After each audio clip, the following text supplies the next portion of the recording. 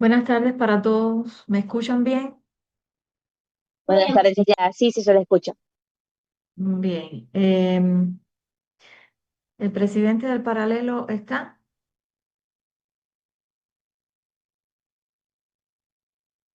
Hey, listen. Jeremy Magallán. Es el nombre de mi hermano, ya el cambio el mío, Douglas.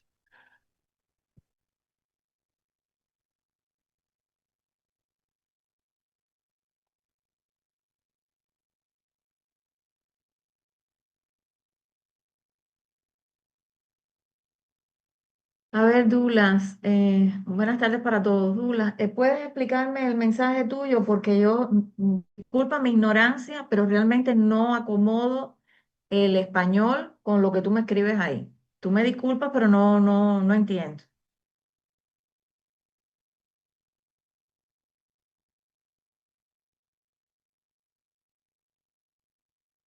Debe ser porque tengo entendido que esta semana es la única que habrá cambio. ¿Es a eso a lo que te refieres? Douglas? Sí, sí, estaba hablando, tenía el micrófono apagado, disculpe. Ya. Sí, pero justamente por eso. Porque si en esta semana hay cambios, ya los estudiantes que van a matricular ya deben estar matriculados, ¿verdad? Porque no podemos pasarnos todo el semestre cambiando los estudiantes de equipo. Y ya a la vez que ustedes realicen una actividad evaluativa, se les va a reflejar la calificación de acuerdo al grupo con el cual participaron. ¿Entienden? Que ya de hecho, ya ustedes hoy tienen la primera actividad evaluativa asignada, que es para la semana próxima.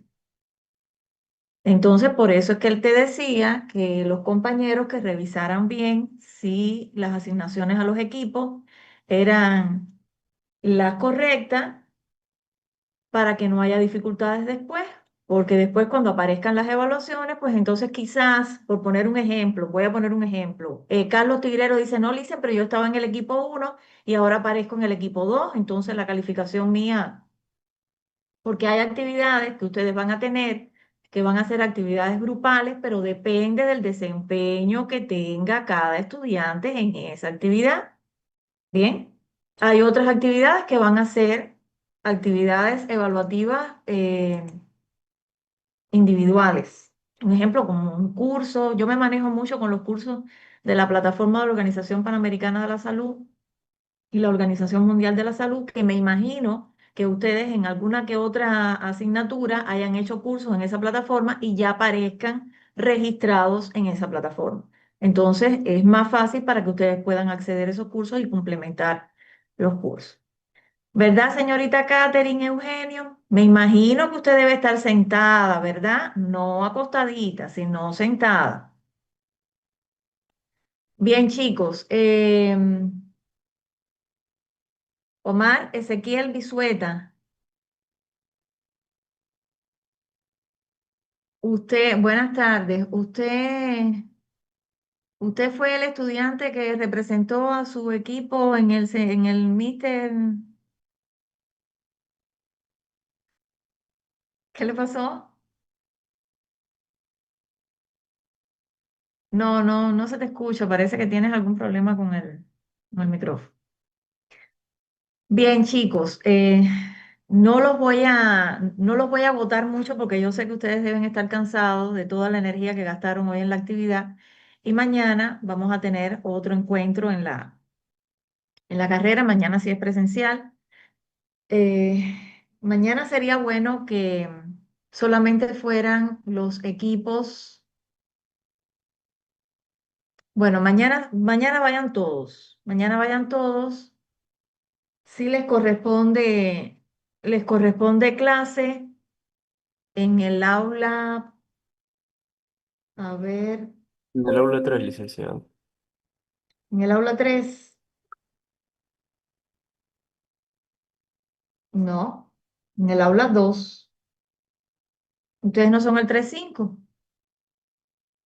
Ajá, en el aula 2 le corresponde la clase. Si no hay ningún inconveniente de que esté ocupado el laboratorio, pues entonces Iríamos al laboratorio solo para que ustedes visualicen las características del laboratorio, visualicen dónde está el laboratorio, etcétera, etcétera. Pero solamente para eso. Bien. Entonces, eh, ay, perdón, porque aquí hay una situación.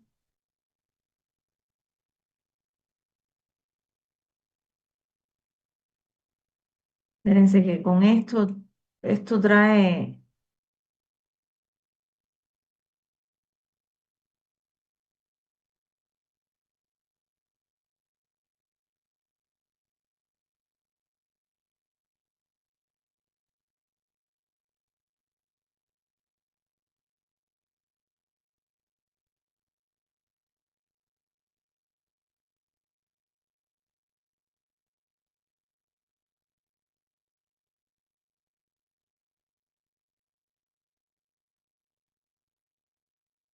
Es un momentico.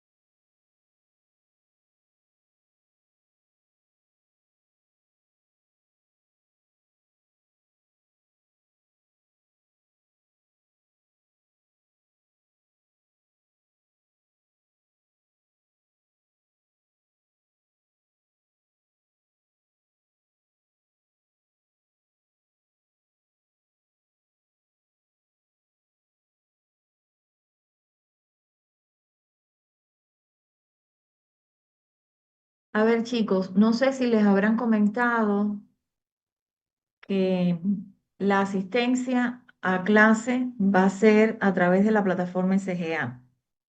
Una vez que pero la novedad es que no me aparece el paralelo de ustedes para, para la clase, ni para que ustedes registren su asistencia tampoco. No sé si eso será solamente para las asignaturas que son presenciales, pero enfermería básica está declarada como presencial. Que tengamos el horario de teoría de forma virtual, porque no hay capacidad para todos los estudiantes en la carrera, y dos frecuencias, que son las prácticas de laboratorio, pues entonces sí me llama la atención eso. Bueno, de igual forma, tomé la captura y le envié a la directora para que tuviera en cuenta eso. Bien, chicos. Los días jueves a ustedes lo que les corresponde es la práctica, no le corresponde teoría, le corresponde práctica y le corresponde práctica a los equipos 3 y 4. Pero como todavía no hemos comenzado con la práctica, sí sería bueno que mañana fueran todos los estudiantes para que puedan observar, o sea que vamos a hacer nosotros los que vamos a estar en el laboratorio, no es que nos corresponda clase en el aula 3, ni en el aula 1, ni en ninguna parte de esa, porque lo que tenemos ese día es eh, práctica de laboratorio. Entonces, vamos a comenzar una parte importante. Yo les voy a hacer recordatorio nuevamente de esta asignatura. Creo que el día que nos reunimos fui bien clara, precisa y concisa con respecto a la asignatura de enfermería básica, pero me gusta que todo quede bien claro con respecto a esto. Enfermería básica no es una asignatura complicada. No la quieran ver como una asignatura complicada porque realmente no lo es. Es la esencia, es la esencia práctica y teórica diaria de un licenciado en enfermería. Simplemente es eso. Ahora, ¿cuándo se hace compleja la asignatura de enfermería básica? Se hace compleja cuando usted no organiza sus tiempos y cuando usted no estudia. Si usted no estudia, lamentablemente no va a poder cumplir con las estrategias de aprendizaje de las 4 unidades temáticas. Esta primera unidad temática corresponde a procedimientos básicos y protocolos de enfermería. ¿Qué procedimientos básicos nosotros vamos a aprender en esta primera unidad temática? Bueno, todo lo relacionado con los procesos de desinfección, cómo se clasifican los procesos de desinfección, la esterilización,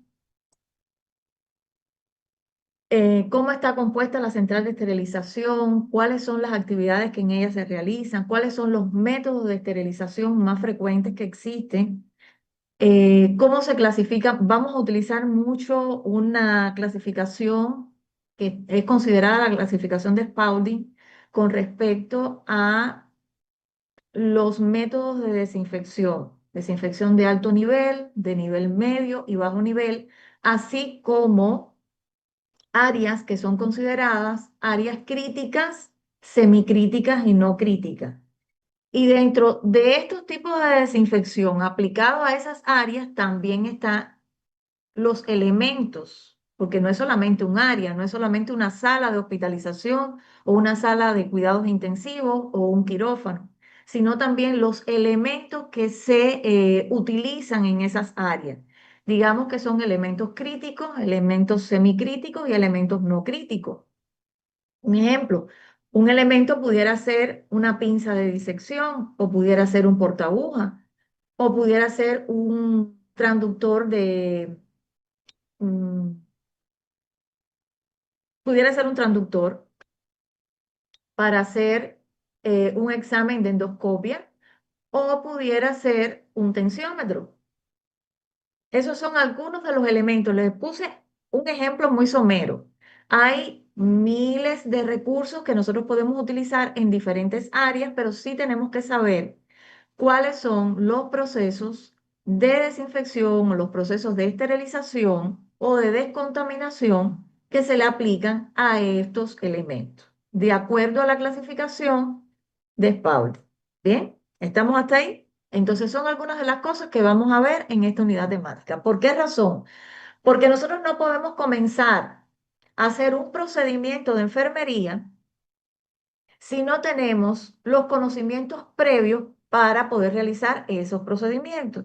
Y cuando yo hablo de procedimientos previos o procedimientos básicos, son los que me van a garantizar a mí disminuir un proceso infeccioso o erradicar un proceso infeccioso. O sea, estaríamos hablando de la prevención de infecciones asociadas a la asistencia sanitaria. Que con este tema o esta definición que se reduce a unas siglas llamadas IAS, es con lo que nosotros nos vamos a manejar a lo largo de nuestra preparación como futuros licenciados en enfermería y después cuando ustedes ya sean profesionales de la salud, también van a manejar ese término, prevención de infecciones asociadas a la asistencia sanitaria. Bien, ahora, ¿qué ustedes observan ahí? Esa lámina, ¿qué representa para ustedes? Los Traten de microorganismos. utilizar el razonamiento lógico, el pensamiento crítico. Es una asignatura que ustedes también van a recibir en este semestre y no traten de utilizar las IA ni traten de utilizar el Google para ver qué imagen es esa. A ver, alguien que había levantado la mano. Microorganismos, licenciada. Dígame, Omar. Son microorganismos. Bien. Tenemos parásitos, virus allí. Ajá, y hongos también. Bien, eso es una mano. Lo primero, Omar, es que es una mano, es la palma de una mano. Bien. Y esta imagen nos da la medida de todo lo que nosotros podemos tener en nuestras manos o en nuestro cuerpo cuando no realizamos una desinfección de forma correcta. Bien.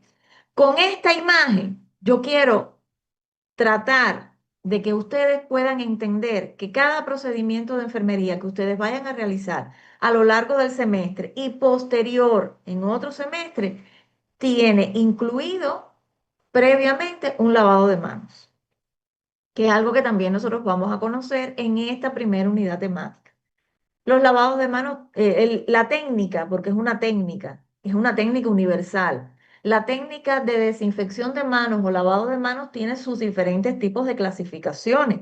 Y esas clasificaciones ustedes tienen que conocerlas, tienen que dominarlas, pero además tienen que conocer exhaustivamente y practicar el lavado de manos que nos corresponde a nosotros como profesionales de la salud. Ejemplo de eso. El lavado de manos se clasifica en tres tipos de lavados de manos. Hay un lavado de manos social común rutinario, que es el lavado de manos que nosotros nos practicamos en nuestro hogar, nos practicamos cuando llegamos de la calle, cuando terminamos de realizar las actividades dentro del hogar que están relacionadas con la limpieza, desinfección del hogar, etcétera.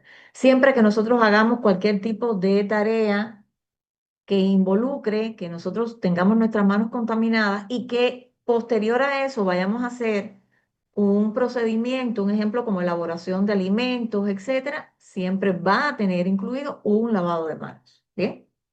Pero eso es en el ámbito social. Ahora, cuando estamos en el ámbito hospitalario, ahí tenemos dos tipos de lavado de manos, que es el lavado de manos clínico y el lavado de manos quirúrgico. Ahora, el lavado de manos clínico, ¿cuándo ustedes consideran que nosotros nos realizamos ese tipo de lavado de manos? ¿Qué es el lavado de manos que la Organización Mundial de la Salud fomentó a partir de la situación de pandemia que vivimos en el 2020, 2021, que fueron los 2 años más complejos? Independientemente de eso, quedó instaurado que esa clasificación de los tipos de lavados de manos y la aplicación de ellos y en qué momento se debía realizar y cuáles eran las soluciones antisépticas y o desinfectantes que se pueden utilizar en la técnica de lavado de manos, es importante que ustedes lo conozcan. Y por supuesto tiene sus diferentes tipos de pasos, tiempo y clasificación. Pero ¿cuándo ustedes consideran que debemos realizarnos un lavado de manos clínico? El lavado de manos clínico, pues se puede hacer con agua y jabón cuando tenemos un abasto de agua suficiente y materiales para realizar el lavado de manos, o simplemente nos podemos realizar una desinfección con una solución de base alcohólica. ¿En qué momentos ustedes consideran? Tengo tres participantes, Aisha, Douglas y Enita. Bueno, vamos a darle la palabra a Aisha. Antes de realizar un proceso. Antes de realizar un proceso, y a qué tú llamas, qué tú consideras por proceso? Por ejemplo, antes de limpiar una herida, por ejemplo, de tratar una herida, ahí deberíamos realizar el lavado de manos. Entonces antes de realizar una actividad séptica y eh, vayan creando su propia base de datos con respecto a palabras clave que ustedes deben conocer, y que deben aplicar también a lo largo de todo el semestre. Son palabras clave importantes que ustedes tienen que dominar, terminologías que ustedes tienen que dominar y que tienen que aglutinar a su vocabulario para que vayan mejorando con respecto a la forma de cómo expresarse dentro de la profesión. Bien, por eso era que yo le decía a Dula, no comprendo tu mensaje porque esa redacción no la tenía muy bien ubicada. Bien, entonces ustedes todavía son bien parvulitos, pero ya comenzaron un semestre un poco mayor y entonces tienen que ir mejorando en esa parte. Pero bueno, no es que se lo aprendan de memoria, es que poco a poco ustedes van a ir incluyendo dentro de su vocabulario términos que les van a parecer nuevos. Yo recuerdo semestres anteriores algunos estudiantes que me decían, No, Licen, es que usted habla con palabras muy extrañas y nosotros no lo entendemos. Digo, no, yo no utilizo ninguna palabra extraña, yo utilizo palabras que ustedes tienen que dominar y ustedes tienen que aplicar. Si ustedes esas palabras no las dominan, pues se les va a hacer muy complejo. ¿Y por qué se les hace complejo? Porque ustedes, a partir de cuarto semestre, ya ustedes pasan al área práctica, que no va a ser en laboratorio, que va a ser en instituciones de salud. O sea, en cuarto semestre ustedes van ya a la parte comunitaria.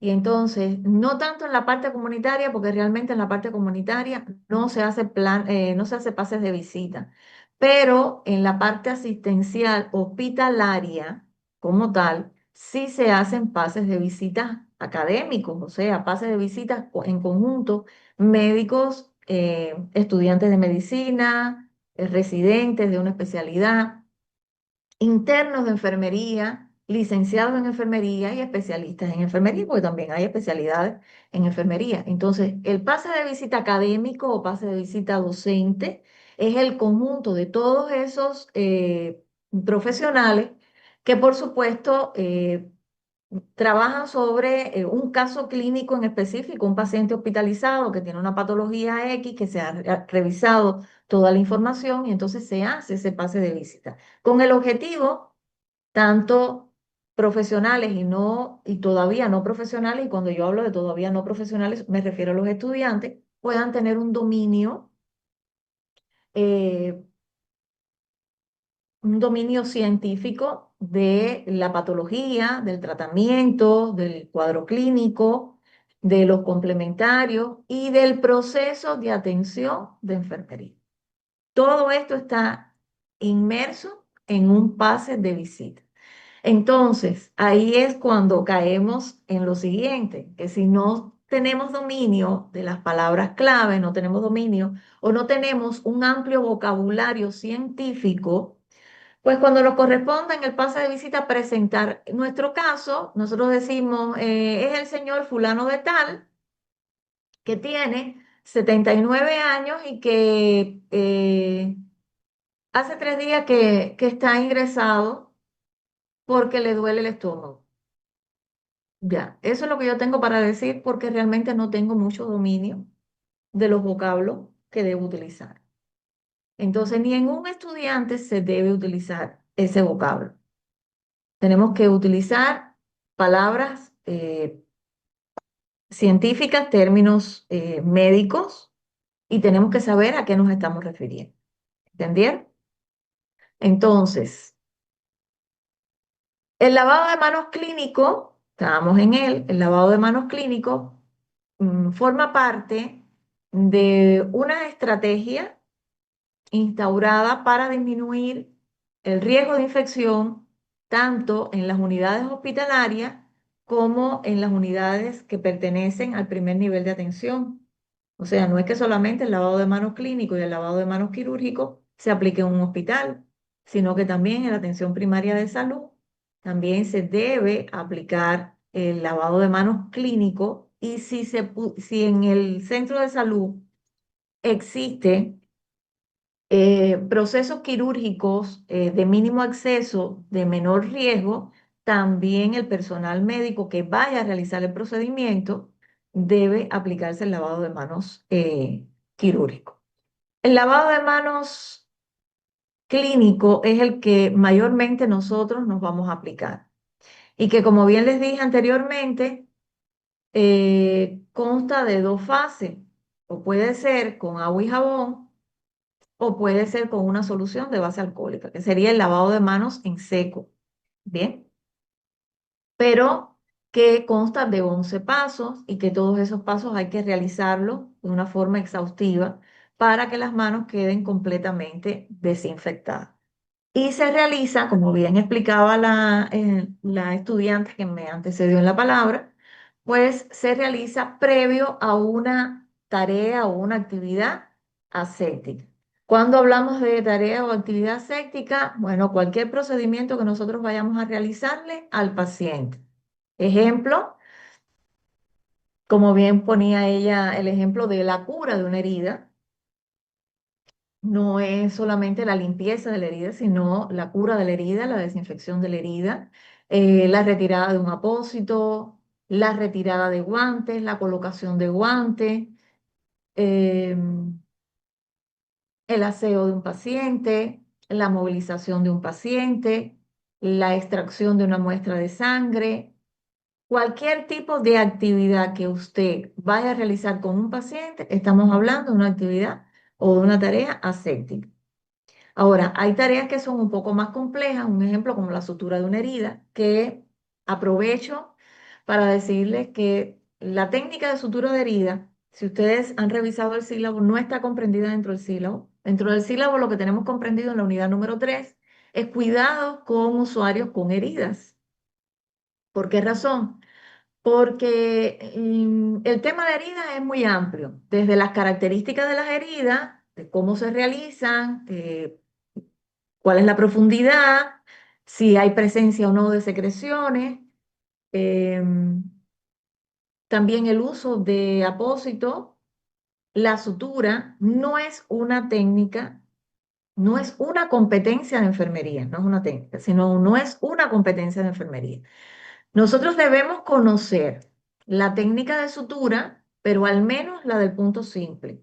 Hay muchas técnicas de sutura de herida, muchas.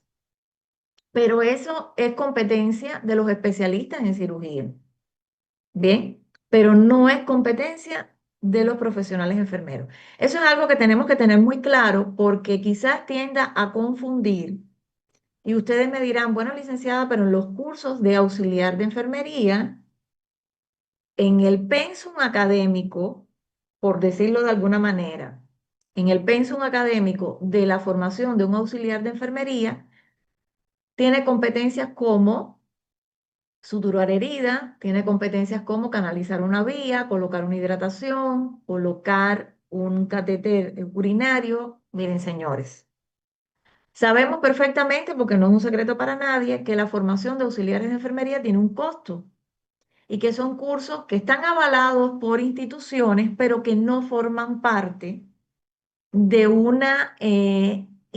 de un plan de tercer, o sea, de un plan de estudio de tercer nivel. Bien, eso sí, eso tiene que quedarles claro.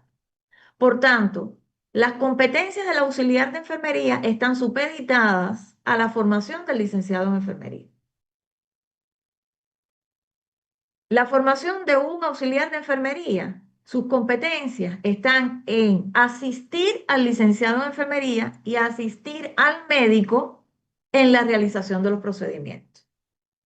Pero el auxiliar de enfermería no tiene competencias en administración de medicamentos, en colocación de dispositivos venosos, en colocación de dispositivos urinarios, ni en colocación de dispositivos para la alimentación del paciente, y mucho menos en la medición de signos vitales.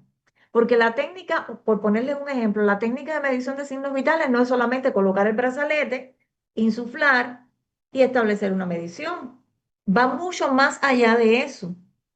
La medición de signos vitales está en que la persona que está realizando la técnica debe conocer exhaustivamente cómo se debe hacer esa técnica, qué precauciones se deben tener antes de realizar la técnica, conocer los valores, la clasificación de los valores que se puedan obtener en esa medición y tomar una conducta siempre y cuando corresponda a nuestras facultades, porque nosotros no tenemos competencias en la prescripción facultativa.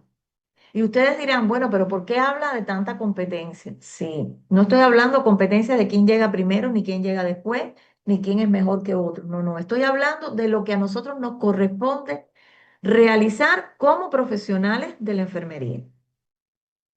El especialista o el profesional médico tiene sus competencias. El profesional en enfermería tiene sus competencias.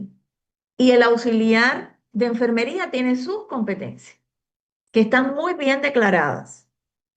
Bien, entonces no los debemos confundir con eso, porque sí podemos encontrar, lamentablemente, es una falencia que estamos teniendo. Hace un buen tiempo que estamos teniendo esa situación con respecto a que en gran medida los profesionales médicos están supliendo las competencias de los profesionales enfermeros. Ejemplo, usted llega a Liborio Panchana y usted es interno de enfermería y a un paciente hay que cambiarle una sonda vesical y el médico le dice al interno de medicina que vaya y cambie la sonda vesical. Y lamentablemente esto se está dando con muchísima frecuencia porque los internos de enfermería o los licenciados en enfermería en muchas ocasiones desconocen la técnica, pero desconocen la técnica no porque nunca la hayan visto, porque en el pensum académico la tienen y la realizan. Y justamente a partir del tercer semestre es que ustedes ven todas esas técnicas de enfermería. Pero en muchas ocasiones, el estudiante de enfermería o el licenciado en enfermería que no ha tenido un buen desempeño durante su formación y tampoco le interesa eh, prepararse un poco más en su profesión, pues simplemente se queda así, no, yo no sé, yo no sé, yo nunca he visto esa técnica y entonces le da paso al interno de medicina o al interno o al residente de alguna especialidad y realizan ellos el procedimiento. Entonces, a eso yo me refiero, a que ustedes tienen que tener una buena preparación durante su etapa en la carrera para cuando ustedes lleguen al internado rotativo, que es donde las papas queman, y no por ponerle el internado como algo muy complicado, sino que el internado dista mucho de la formación que usted tiene en la escuela, o sea, en la carrera. ¿Por qué? Porque usted en la carrera sí va a ver la práctica y sí va a realizar la práctica, pero no la va a realizar con la sistematicidad que se realiza en el internado rotativo. En tercer semestre nosotros trabajamos con la simulación clínica. Nosotros partimos de ahí, de la simulación clínica.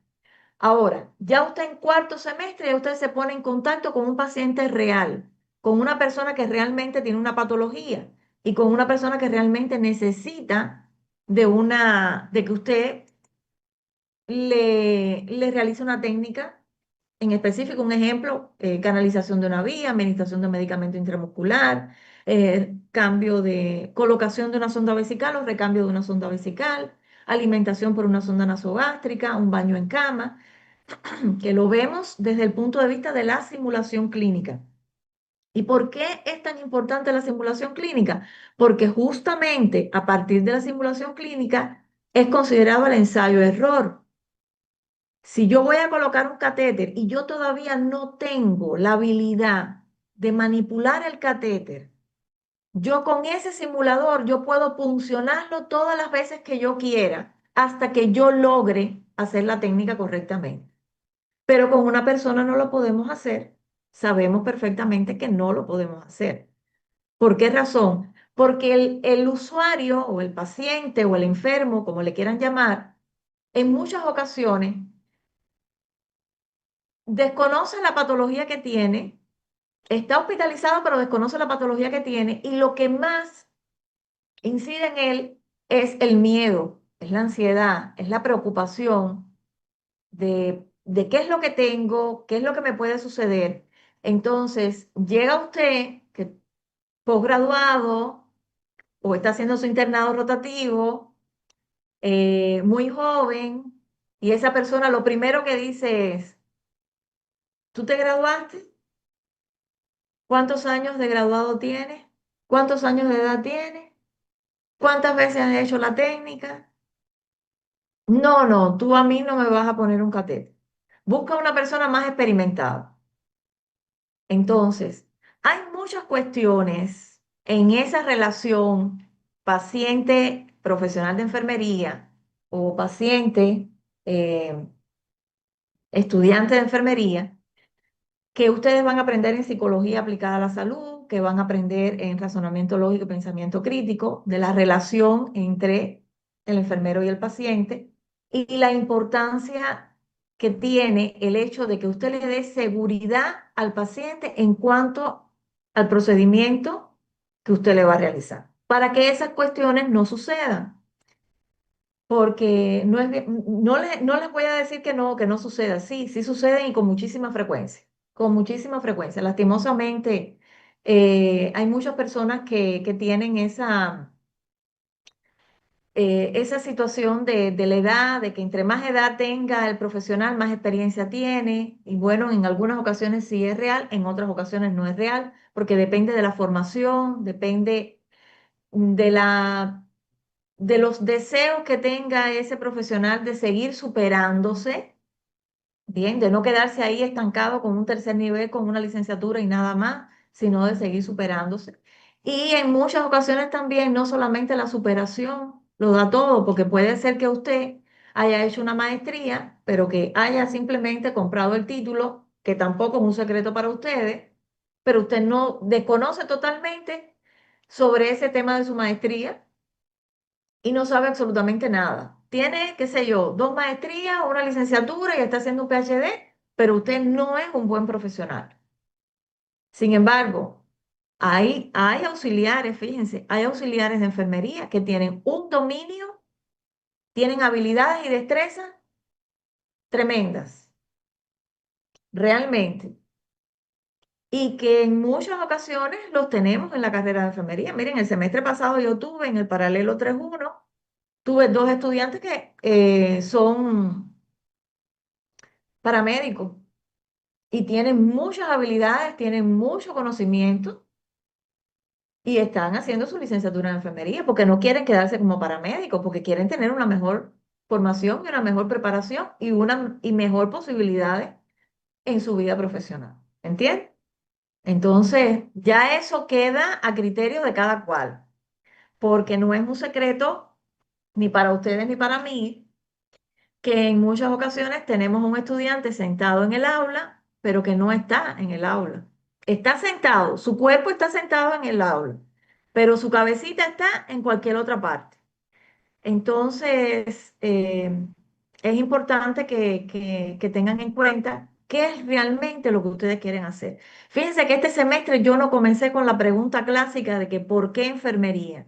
Que ¿por qué ustedes escogieron enfermería? No comencé con esa pregunta clásica, porque realmente casi siempre la respuesta que me dan es porque queremos ayudar al prójimo, queremos ser empáticos. Y no, señores. Empatía va mucho más allá y que en muchas ocasiones pensamos que estamos siendo empáticos y no lo somos y no lo estamos aplicando. Y queremos enarbolar esa bandera y no, esa bandera lastimosamente no está en muchas situaciones. Entonces, enfermería no es complicado, es una profesión. Fíjense, no estoy hablando de enfermería básica, estoy hablando de enfermería como profesión. Enfermería es una profesión preciosa, bellísima, pero muy sacrificada. Y cuando somos un poquito vagos y somos un poquito perezosos y somos personas que no nos queremos esforzar, pues no va con enfermería. Realmente no va con enfermería. Porque no tenemos días de cumpleaños, no tenemos fin de año, no tenemos 14 de febrero, no tenemos Día de las Madres, no tenemos días de nada. Si nos toca guardia ese día, nos toca trabajar ese día, nos toca doblar un turno porque el compañero que nos tiene que relevar se quedó de fiesta o se quedó de farra o se pasó de trago, nos corresponde seguir. Y sí les voy a decir una cosa, no es que no moleste, sí molesta, molesta mucho el hecho de que usted tenga su planificación y que usted tenga que doblar un turno y que tenga que hacer 24 horas porque su compañero se olvidó totalmente de que tenía que trabajar.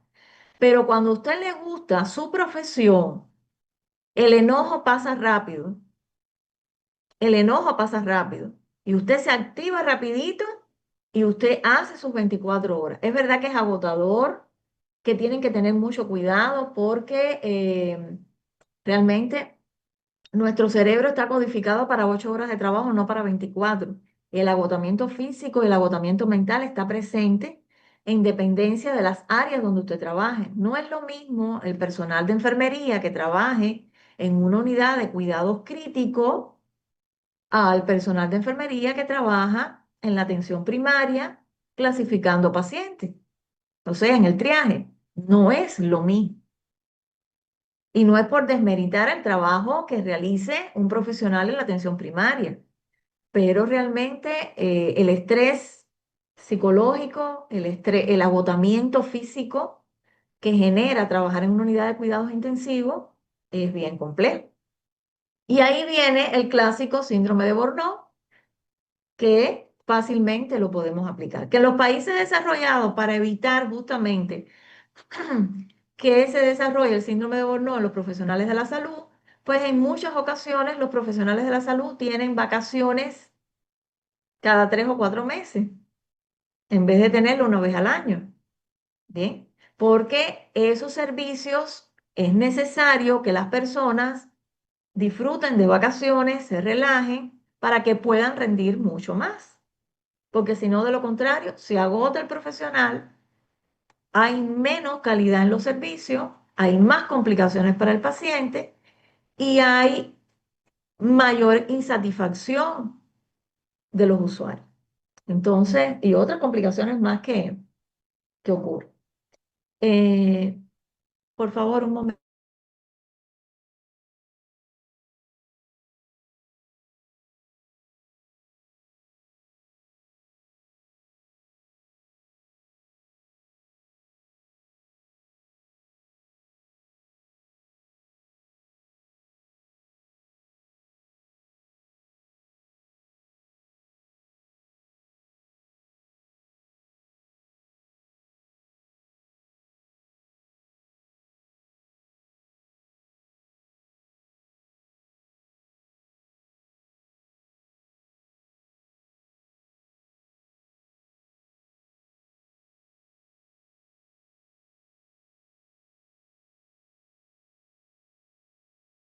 Bien. Entonces, hasta aquí alguna duda que ustedes tengan con respecto a la asignatura, con respecto a esto tan básico que es... Ay, Dios mío. Dígame, Licen. Hola, Licen. Buenas tardes. Sí, dígame.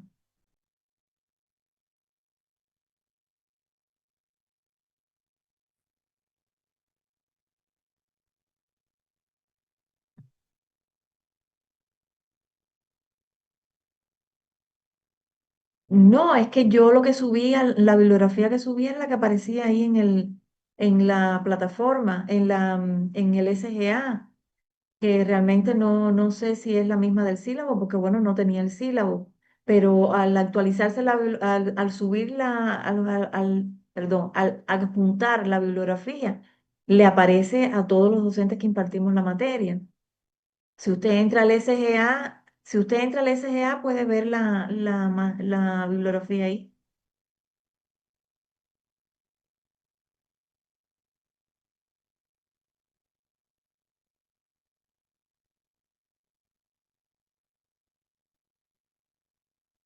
No, pero también si usted anexa una bibliografía, puede retirar la que está. Eso no tiene ningún problema porque el sistema tiene prefijado ahí también para eliminar cuando se necesita eliminar.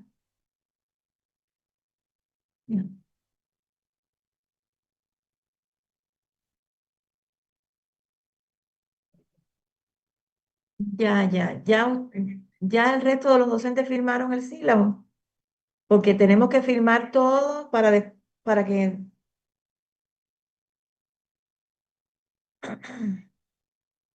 No tengo ni idea. No tengo ni idea.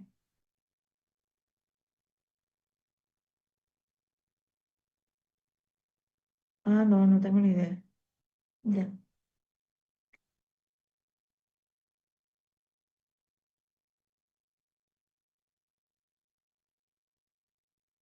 La bibliografía. Ya, listo, listo.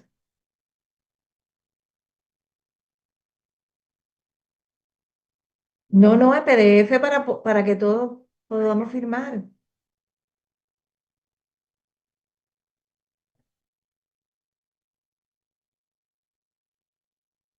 Ya, ya, ok.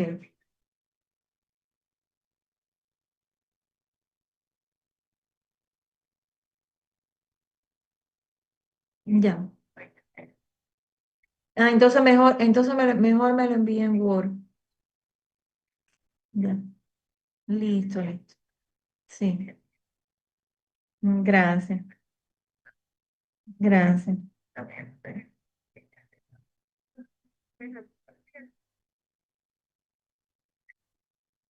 Listo, listo. Hasta luego, hasta luego.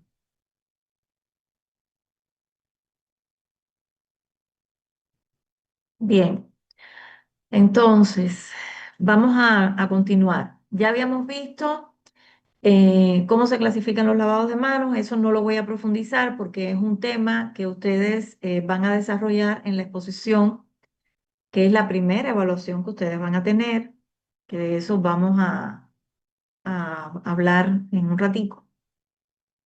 No se preocupen, que no me voy a extender mucho hoy. Y específicamente, toda esta primera unidad está basada en la prevención de este tema, de las infecciones. Que las infecciones pueden ser provocadas, como bien decía Douglas hace un rato, que habían microbios, habían bacterias y habían hongos que pueden provocar y virus que pueden provocar infecciones a una persona o pueden desarrollar infecciones en un lugar en específico. Que estas infecciones pueden ser controladas o pueden llevar a la muerte al paciente.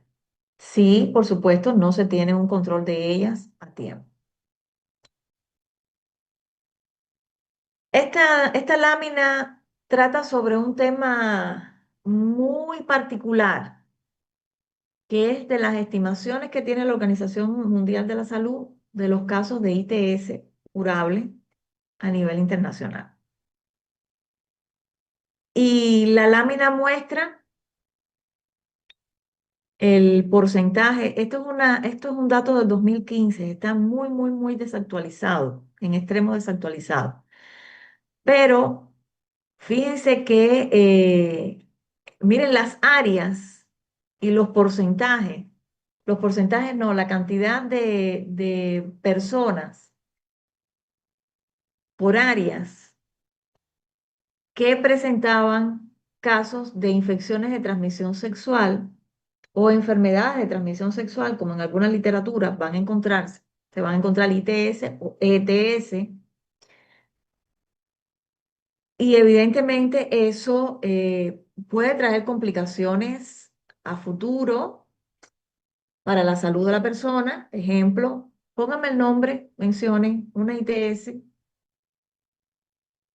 eh, que pueda tener complicaciones para la salud de un usuario.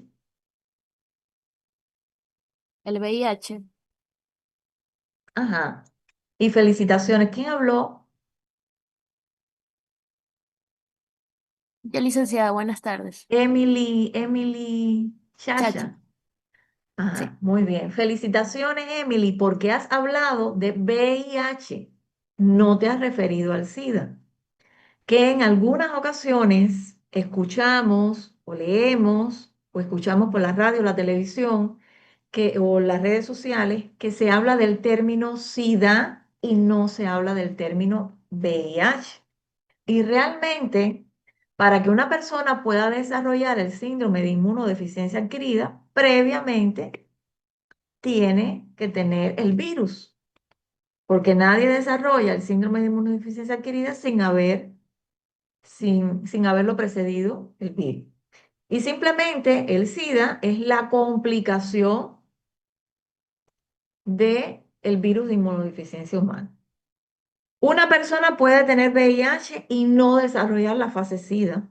Fíjense, eso está más que estudiado y mucho más con los adelantos que tenemos en la medicina y en el tratamiento de los pacientes con VIH, que una persona que sea diagnosticada con VIH no tiene por qué tener complicaciones a su salud y fallecer de cualquier otra patología o de cualquier otra situación que no esté relacionada con el VIH. Ahora, lastimosamente, cuando esta persona que es diagnosticada con VIH no tiene una correcta adherencia al tratamiento, y ahí hay una clave fundamental para que una persona que viva con VIH tenga calidad de vida. Fíjense. Y ustedes dirán, bueno, la licenciada está hablando de calidad de vida en una persona que está condenada. Bueno, y la persona que tiene diagnóstico de hipertensión arterial tiene una patología crónica, lo que es no transmisible. Y el VIH es una patología crónica transmisible. Es la única diferencia. Pero son patologías crónicas con complicaciones. Y les voy a decir más, la persona que vive con VIH puede hacer su vida normal. Incluso si es una persona joven, puede pensar en tener una familia y es una persona que vive con VIH. Sin embargo, una persona que tiene diagnóstico de hipertensión arterial, pero come comida chatarra, no practica ejercicio, bebe, fuma, come cualquier cantidad, no se toma los medicamentos, no se hace chequeos periódicos, esa persona o puede tener un infarto, o puede tener un tromboembolismo, o puede desarrollar diabetes, hacer una insuficiencia renal crónica y fallecer. Y la persona que vive con VIH, seguir su vida normal, lo único que tiene VIH. ¿Pero por qué? Ahí hay un objetivo no, un requisito fundamental de los tantos que hay, y es la adherencia correcta al tratamiento.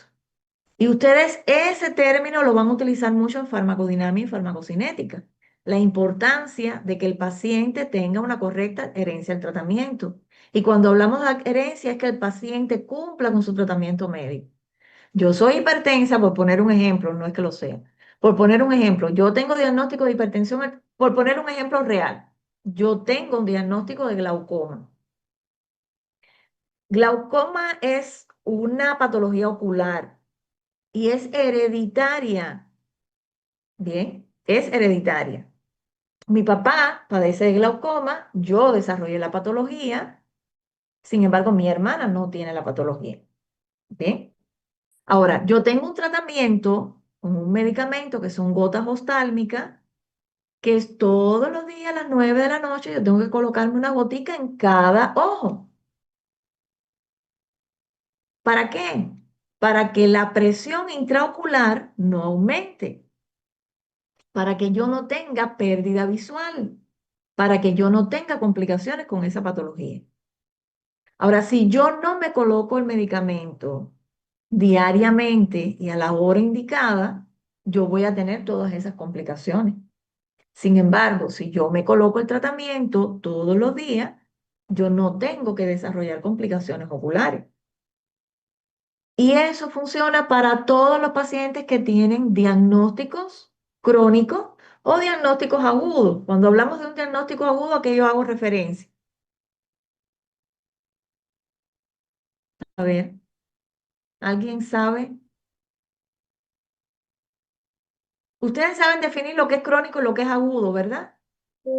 Agudo es cuando es menos de 3 meses, ¿verdad? Sí, ajá. ¿Y crónico? Mayor de 3 meses. Mayor de 3 meses, sin solución. O sea, estabilidad, pero no tiene una solución. La hipertensión no tiene solución. No podemos decir el paciente se curó. Y recuerden que eso lo hemos escuchado. El asma bronquial es una patología crónica no transmisible. Y señores, el asma no se cura, la diabetes no se cura, la hipertensión no se cura, la insuficiencia renal crónica no se cura a no ser que el paciente sea potencialmente eh, receptor de un riñón, o sea, que tenga posibilidades de someterse a un trasplante. Si el paciente no tiene condiciones para recibir un trasplante, pues el paciente tampoco va a tener solución. Las soluciones van a ser paliativas. ¿Cuáles son las soluciones paliativas? Los pacientes que están en cuidados, o sea, en tratamientos dialíticos y hemodialíticos. Ese es el tratamiento que tienen los pacientes con insuficiencia renal crónica que no son eh, tributarios a un trasplante de riñón. ¿Entiendes? Una neumonía, un diagnóstico de neumonía, bronconeumonía, bronquiolitis, bronquitis, adenoiditis, linfangitis, son diagnósticos agudos o crónicos.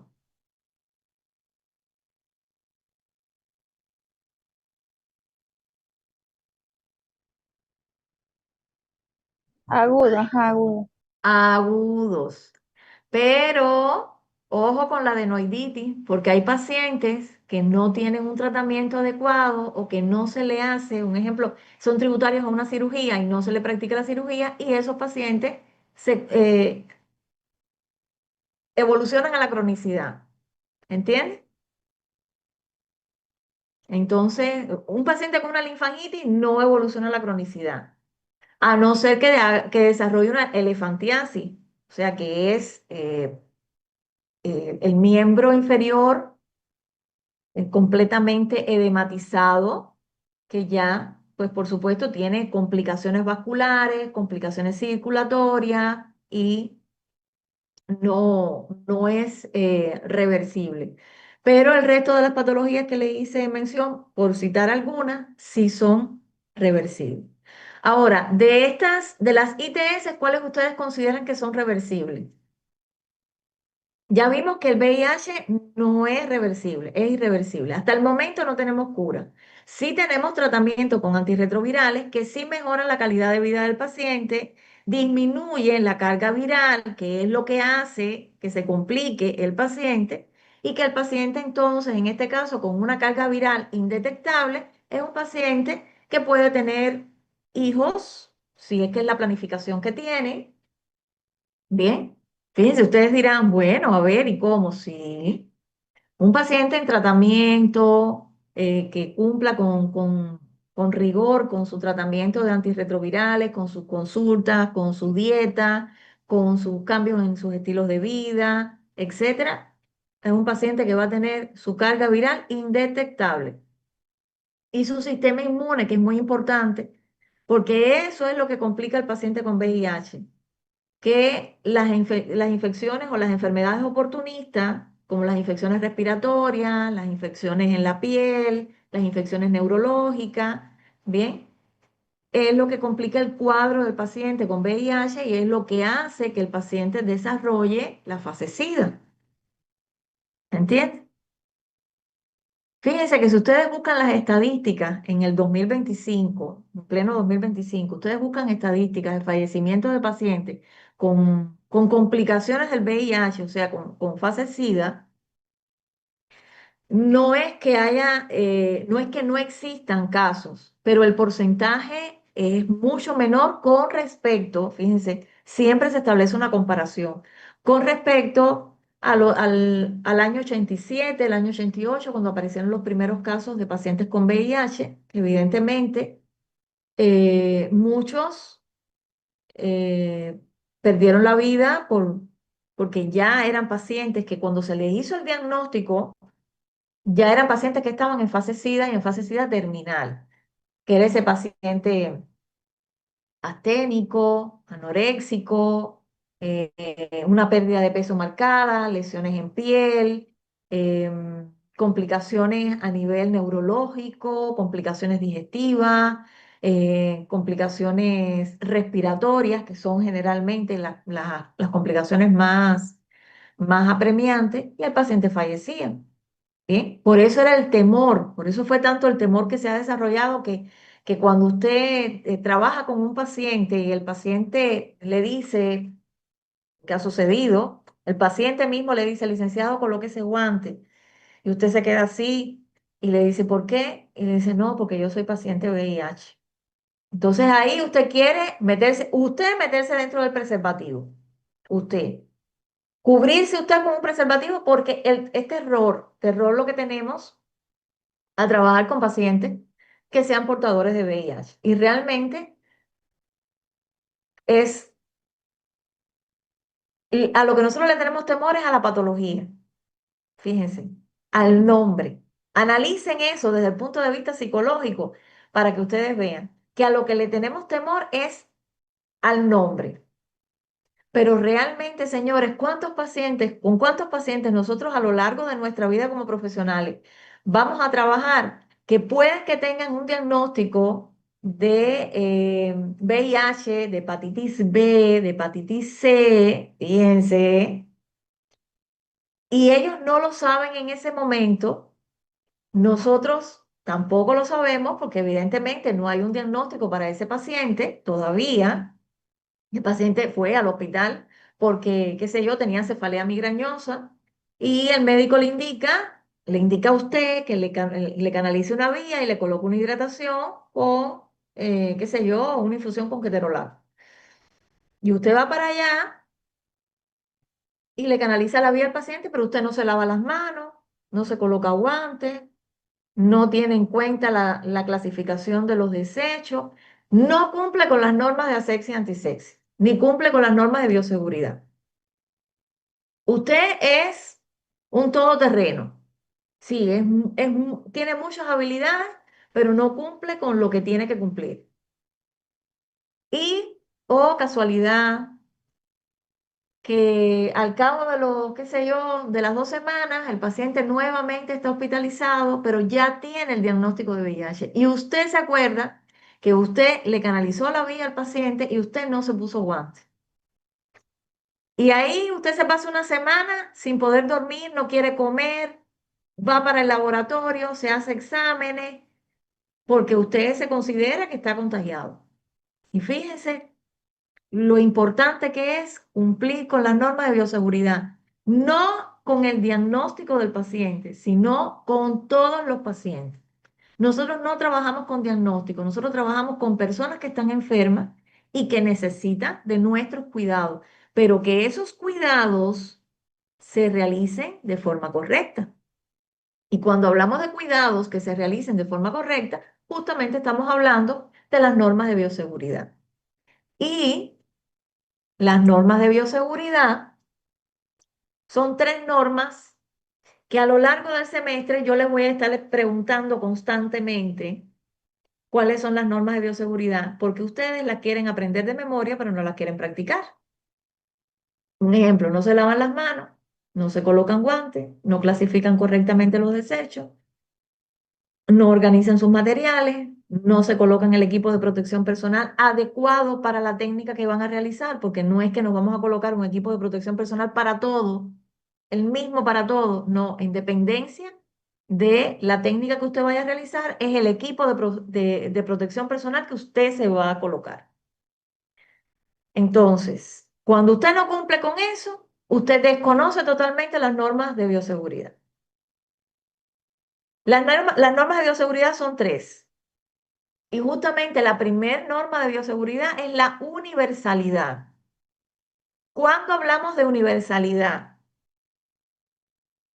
está justamente dado por ese caso clínico, ese ejemplo que yo les estaba poniendo de un usuario con diagnóstico de VIH que acude al centro de salud o acude a la institución de salud porque tiene cefalea migrañosa y hay que colocarle una hidratación con una terapia de dolor o cualquier otro tipo de medicamento intravenoso. Bien. ¿Qué significa universalidad? Que usted tiene que aplicar las normas de bioseguridad para todos los pacientes independientemente del diagnóstico que tenga. Y esas normas están dadas por la prevención de accidentes. Un ejemplo, la exposición a fluidos. Uno de los fluidos altamente contaminantes es la sangre. Sabemos, ¿verdad? De ahí estaría el líquido cefalorraquídeo, el líquido pleural, el líquido intraabdominal. em, Estaríamos hablando del semen, ¿bien?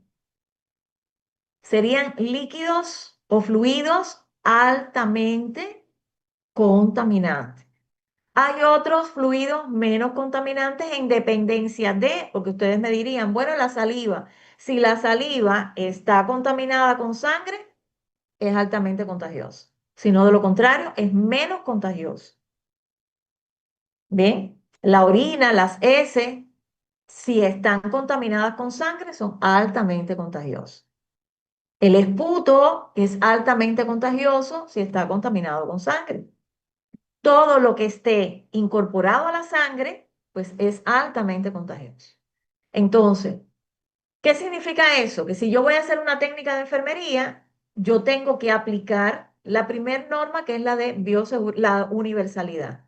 Tengo que protegerme con todos los pacientes, independientemente del diagnóstico que tenga.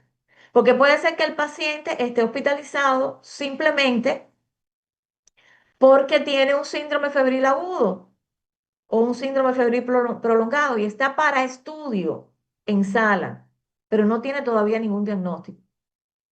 Pero igual, si yo tengo que hacer una punción para una extracción de muestra de sangre, si yo tengo que canalizarle una vía al paciente, cualquier tipo de técnica donde involucre que haya contaminación con fluido o haya exposición a fluido, un ejemplo, el paciente tiene tos, el paciente tiene tos con expectoración, el paciente estornuda y hay presencia de secreciones nasales, pues hay que protegerse. Paciente con mascarilla, yo con mascarilla. Puede ser que sea yo la que tenga una herida en uno de mis dígitos o en la palma de la mano.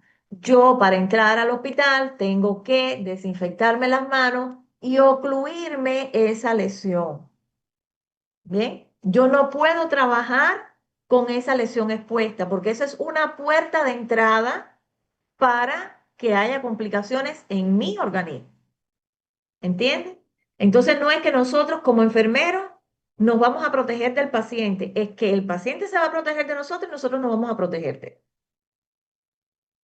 Bien, ahora de ahí pasamos a la segunda norma de bioseguridad, que está justamente precedida por la universalidad. ¿Y cómo nosotros podemos aplicar la universalidad? Colocándonos barreras protectoras, que dentro de las barreras protectoras está el equipo de protección personal y el lavado de manos. ¿Recuerdan del lavado de manos que estábamos hablando ahorita? Bueno, el ahorita mío que no es el ahorita de ustedes.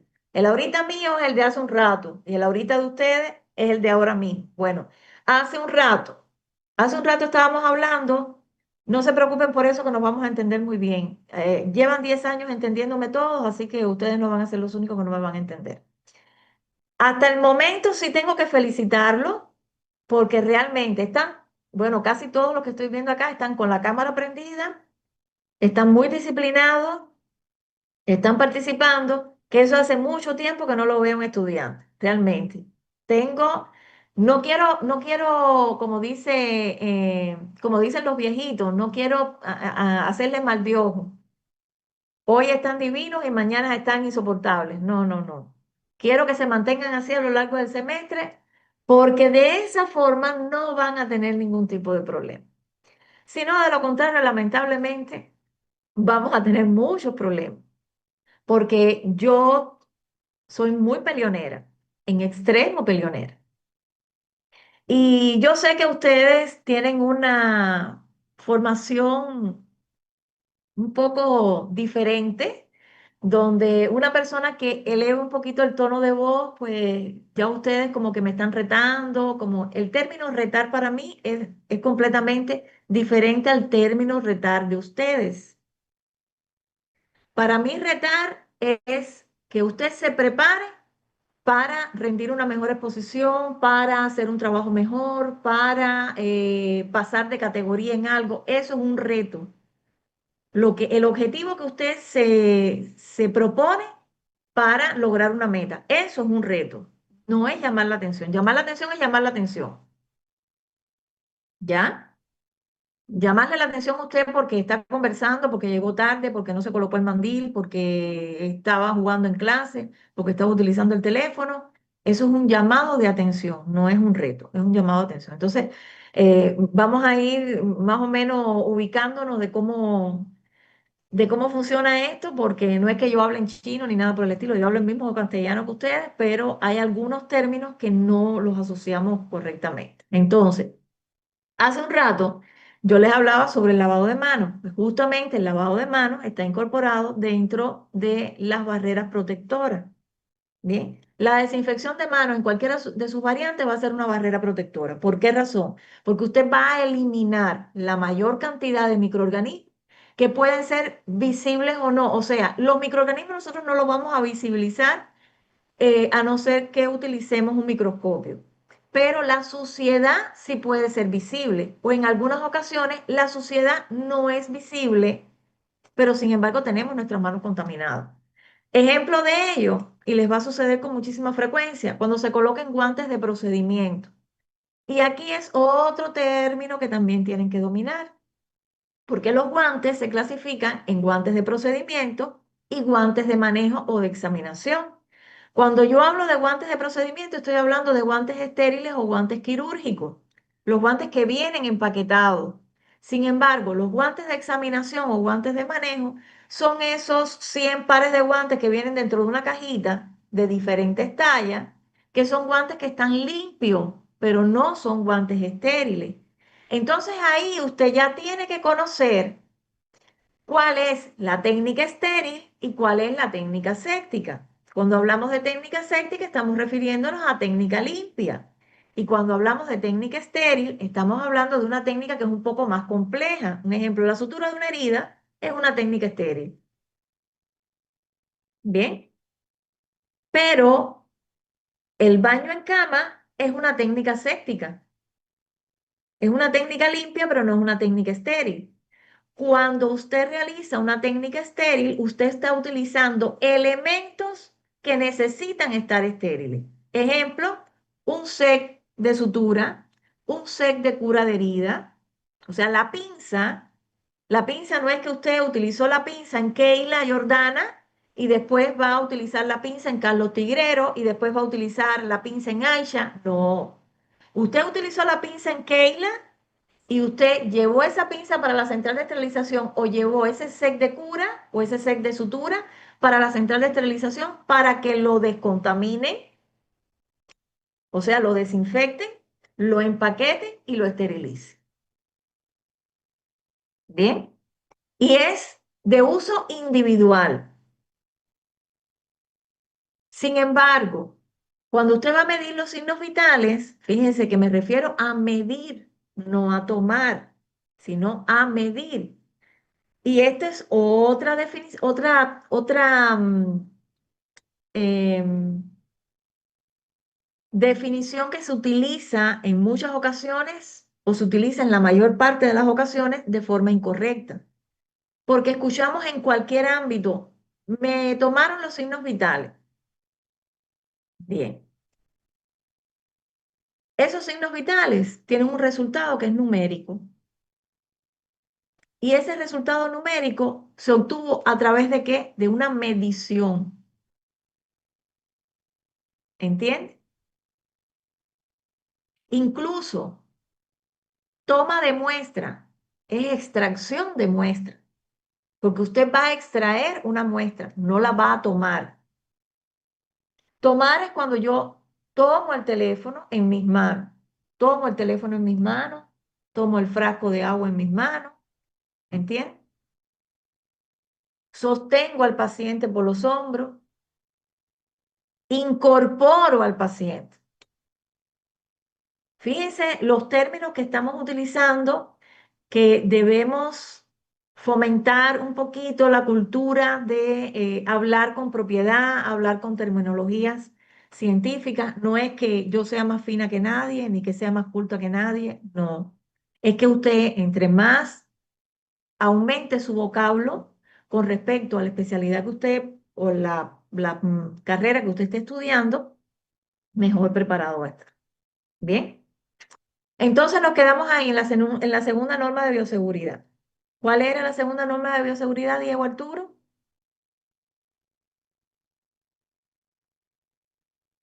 Diego, buenas noches, ¿me escucha?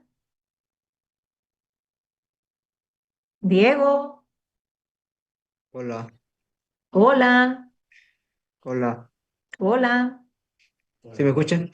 Sí, perfectamente, alto y claro. Ah, ya. Ah, La ya. segunda norma de seguridad era, De bioseguridad. de bioseguridad era,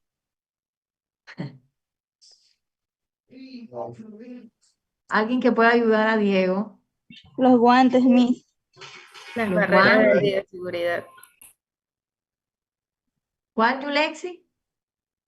Las barreras de bioseguridad y Las los... barreras protectoras. Barreras protectoras. Y dentro de las barreras protectoras, ahí están el equipo de protección personal y el lavado de manos. Y dentro del equipo de protección personal están los guantes, está el gorro, está la mascarilla, está la bata sanitaria, están las gafas protectoras o las pantallas faciales. También pudiera ser, porque en algunos casos se utilizan lentes protectores, en otros casos se utilizan pantallas faciales. Un ejemplo, si hay riesgo de salpicadura, ejemplo, en una cesárea, en una técnica, se realiza a través de una técnica quirúrgica para la extracción del producto de la concepción, del bebé en este caso.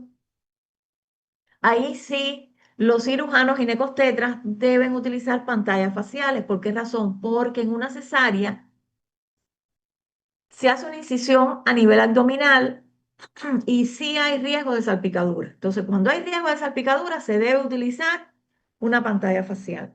Cuando no, cuando es una técnica, un ejemplo como la inserción de un catéter venoso central, se puede utilizar lentes protectores. Bien, hay otras cirugías donde ustedes han visto, no sé si es que les gusta mucho, no sé si sean cinéfilos, si les gusta la filmografía, si les gusta ver series de corte médico, pudiéramos estar hablando toda una madrugada y todo un semestre completo de la filmografía, porque a mí me gusta mucho, me utilizan muchos elementos. Un ejemplo para un caso clínico o alguna imagen o algo de esas cuestiones, pero no es que 100% está certificado para el uso de la docencia, porque en muchas ocasiones cuando usted es profesional de la salud y usted analiza a fondo una serie de corte médico, usted dice, bueno, ¿y quién asesoró a estos actores en esta serie? Porque hay cuestiones que no se cumplen. Un ejemplo como las normas de bioseguridad que en muchas ocasiones no se cumplen. Bien, entonces, si es una técnica donde hay riesgo de salpicadura, es necesario pantalla facial. Si no hay riesgo de salpicadura, se puede utilizar o hay un riesgo mínimo o menor, se puede utilizar lentes protectores.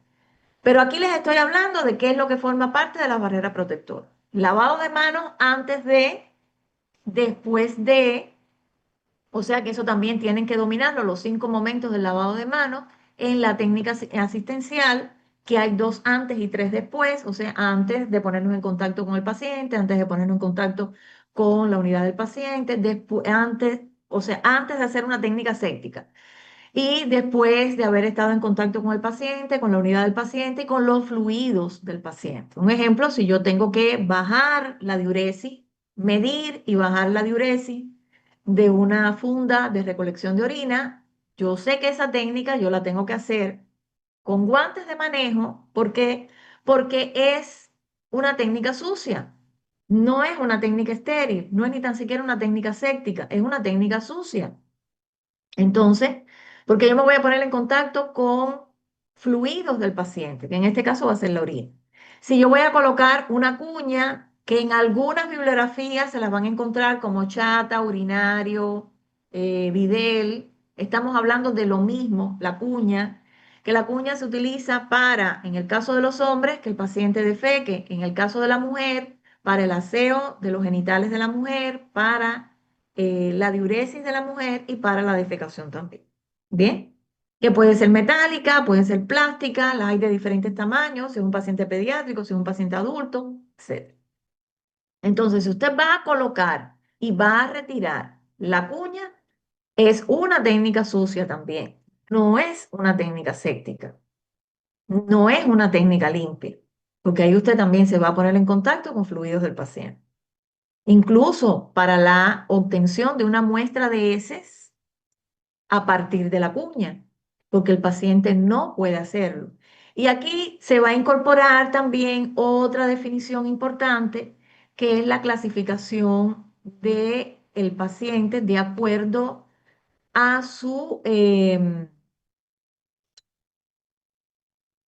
a su dependencia, su nivel de dependencia. Y yo creo que ustedes ya en segundo semestre, cuando dieron enfermería de fundamentación del cuidado, epistemología y fundamentación del cuidado enfermero, ¿no?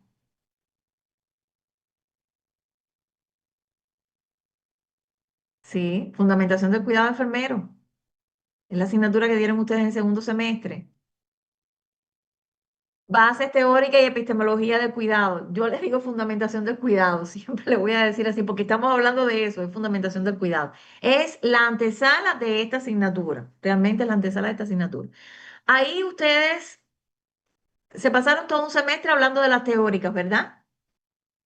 O sea, que ustedes tienen dominio de las teóricas, ustedes tienen dominio de las necesidades, que es otra cosa que nosotros vamos a valorar en este semestre, porque de las 5 etapas del proceso de atención de enfermería, nosotros nos vamos a verticalizar, por decirlo de alguna forma, en la valoración al paciente. Y esa valoración ustedes la van a hacer de acuerdo a los patrones, o sea, de acuerdo a las necesidades que tiene el paciente, las necesidades de Virginia Anderson, ¿verdad? ¿Recuerdan esa necesidad?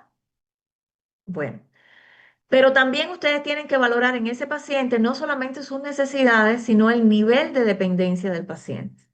Que el paciente se clasifica en medianamente dependiente, independiente y completamente dependiente. El completamente dependiente es el paciente o el usuario que está postrado en una cama, que puede estar consciente y orientado o puede estar inconsciente o puede estar desorientado. Bien. Medianamente dependiente es esa persona que está en el lecho, pero que hay algunas actividades que él las puede realizar por sí solo.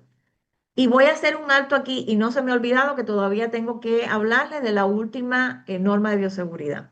Bien, voy a hacer un alto aquí en este paciente que puede hacer 7 determinadas actividades. Señores, ese paciente que puede cepillarse los dientes, pero usted tiene que incorporarlo en el lecho. Usted tiene que colocarle una riñonera para desecho. Usted tiene que asistirlo en la alimentación.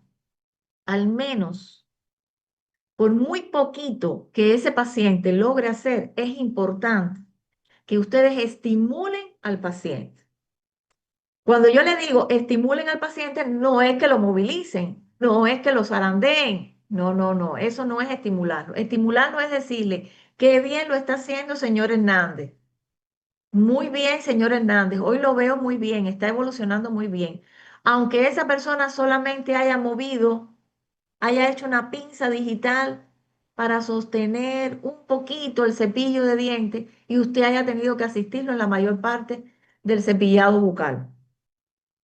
¿Por qué les digo esto? Porque cuando usted estimula al paciente, usted está ayudando al paciente a que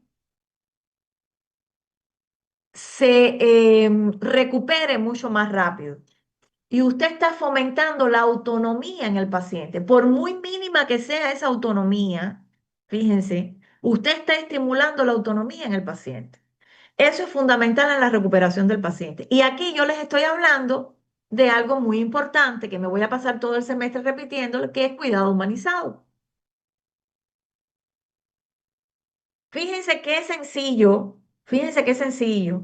Ustedes tienen un paciente que tiene fractura de una mano, tiene un vendaje en capelina en la cabeza, tiene fractura de ambos, fractura abierta de tibia, tiene fractura, eh,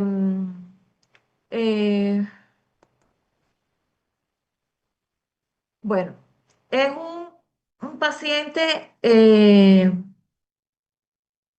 que sufrió un accidente de tránsito y que tiene múltiples fracturas. Y es un paciente que evidentemente va a estar recuperándose un largo tiempo en la institución de salud. Y hay muy poquitas cosas que el paciente puede hacer. Quizás no tiene una limitante en un brazo. Y en ese brazo, pero tiene lesiones, un ejemplo, lesiones de escoriaciones, una herida por escoriación, que lo van a conocer las clasificaciones de las heridas en la tercera unidad.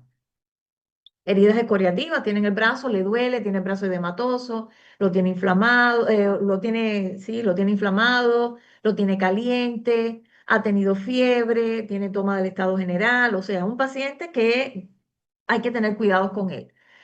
Y el paciente ha ido evolucionando, pero poco a poco, pero necesita de usted, o sea, es dependiente completamente porque no se puede movilizar y no se puede hacer nada. Pero hay algunas cosas que si usted lo incorpora, él lo puede hacer. Un ejemplo, secarse. Usted le da la toalla y él hace esto y se seca la boca después que usted le cepilló los dientes.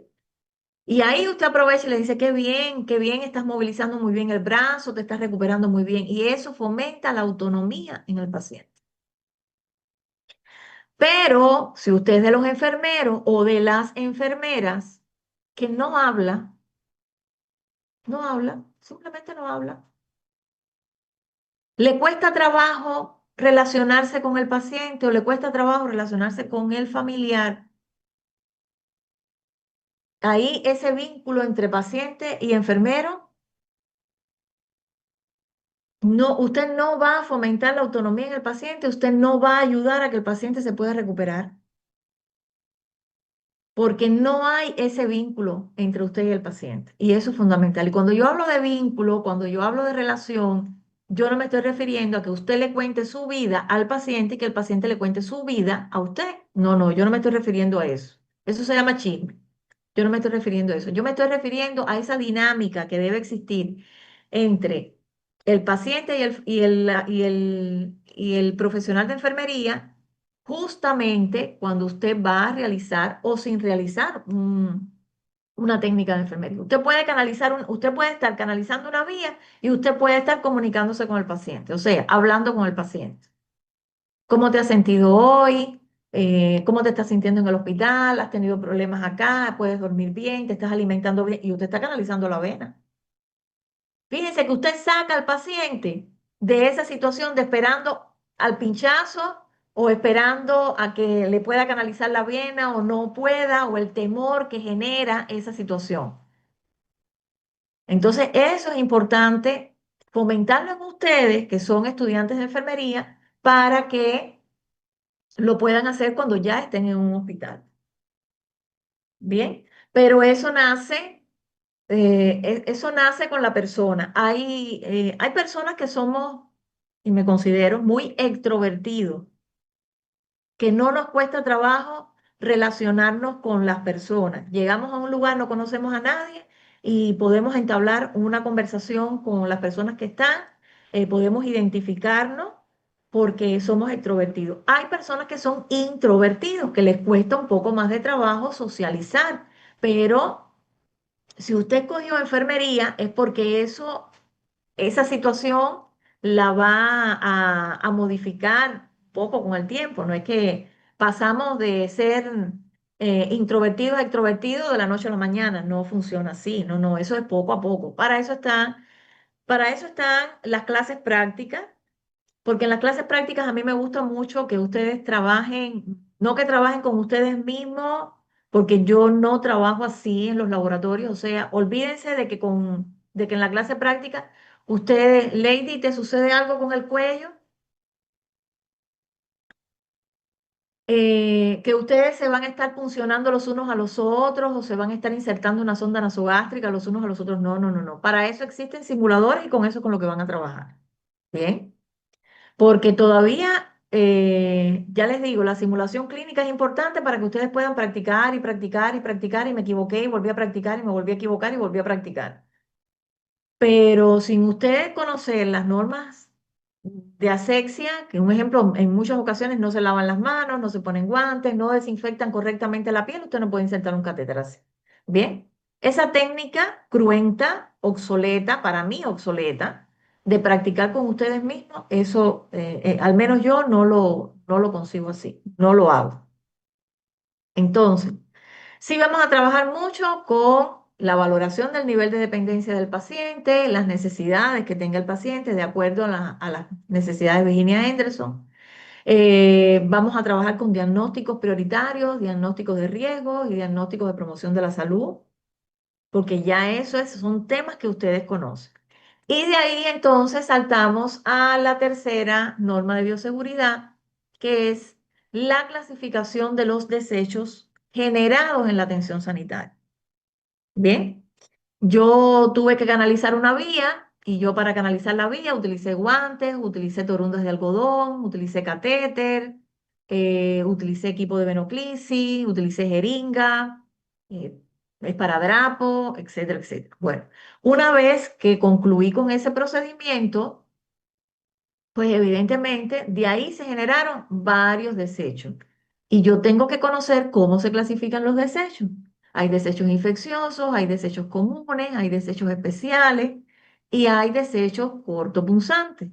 Entonces, esa clasificación de desechos también tengo que establecer. Y señores, esas son las tres normas de bioseguridad que nosotros a lo largo de nuestra profesión, a lo largo de ustedes como estudiantes de la carrera, después como internos de enfermería y después como profesionales de enfermería, ustedes tienen que saber aplicar. No es que las conozcan de memoria, fíjense. Yo no quiero que ustedes sean memorísticos. Yo quiero que ustedes razonen, porque tanto en la medicina como en la enfermería, siempre matemáticamente 2 y 2 no va a ser 4. Usted puede tener a un paciente con neumonía y puede tener otro paciente con neumonía, pero puede ser que este paciente con neumonía tenga diabetes y tenga hipertensión y el otro no tenga nada, no tenga patologías de base. Entonces, no evolucionan igual. Entonces, por eso es que no pueden ser memorísticos. Tienen que analizar, tienen que revisar bien al paciente, tienen que valorar bien al paciente. ¿Entendieron? Bien, chicos. ¿Hasta aquí alguna duda?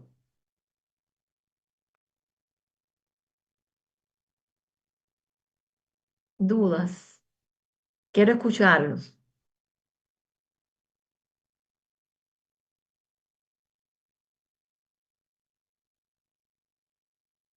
¿Hasta aquí no tienen ninguna duda? Bueno, y ya por último, para no agotarlos mucho, porque sé que hoy dieron todo de ustedes en la actividad, les voy a presentar la primera evaluación que van a tener.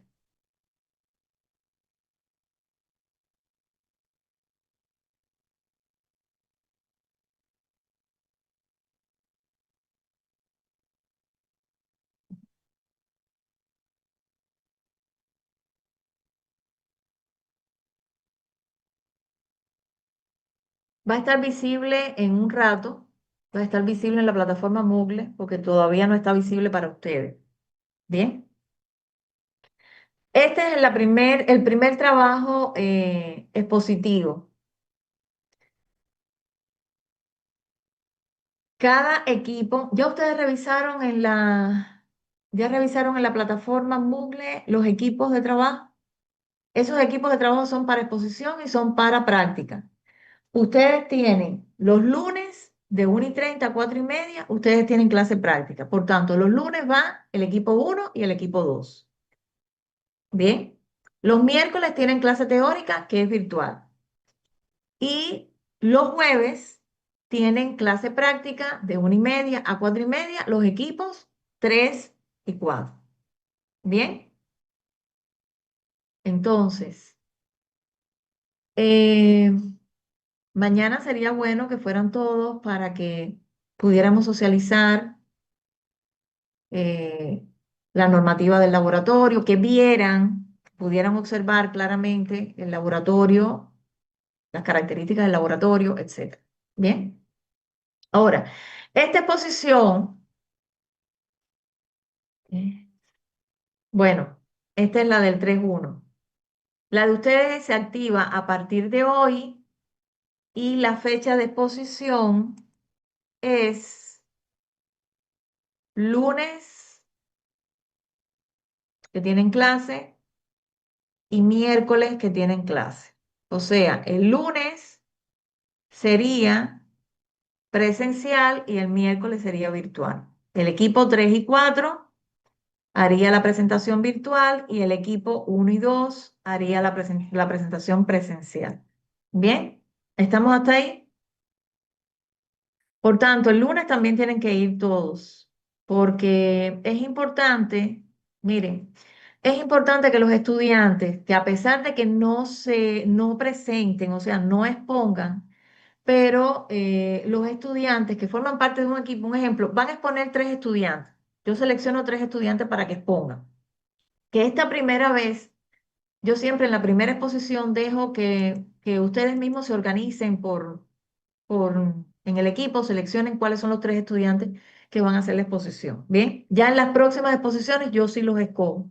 Pero en esta primera exposición yo siempre dejo, como es la primera vez, ustedes como que se están aclimatando, pues yo dejo que ustedes seleccionen quiénes los van a representar. Pero el resto de los estudiantes son los que van a responder las preguntas o aclarar las dudas que tengan sus compañeros en la plenaria. Por eso es que al final se hace una plenaria. Ahora, ya eso me queda de experiencia. Nunca nadie tiene duda. Entonces, nadie tiene duda, pero yo siempre tengo muchas dudas. Entonces, ¿quiénes son los que responden? No los que pusieron, sino el resto de los compañeros que pertenecen a ese equipo. Por eso es que es importante también que todos los miembros del equipo participen. ¿Por qué razón? Porque si usted participó en la elaboración, y vuelvo y repito, porque ya esto yo se lo expliqué el primer día, si usted participó en la elaboración de la investigación, en la elaboración del PowerPoint, en la elaboración del documento, de lo que vaya usted a presentar, de la lámina, de lo que usted vaya a hacer, de un mapa conceptual, el recurso que usted quiera para hacer la exposición. Si usted participó en esa elaboración, pero usted no asistió a la exposición, usted solamente tiene la mitad de la calificación. ¿Entendieron eso? ¿Eso les queda claro? Porque es importante que eso les quede claro. Bien. Entonces,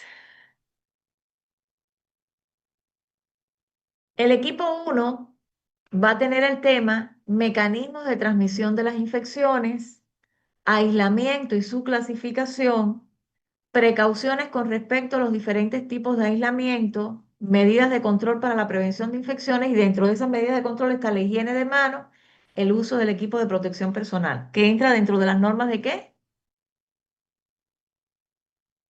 Las normas de bioseguridad. Bien. Y el glosario de términos más utilizados, ¿qué significa esto? Las palabras clave, las más utilizadas en cuanto a eso, a ese tema. ¿De acuerdo? Esto es lo que le corresponde al equipo número 1.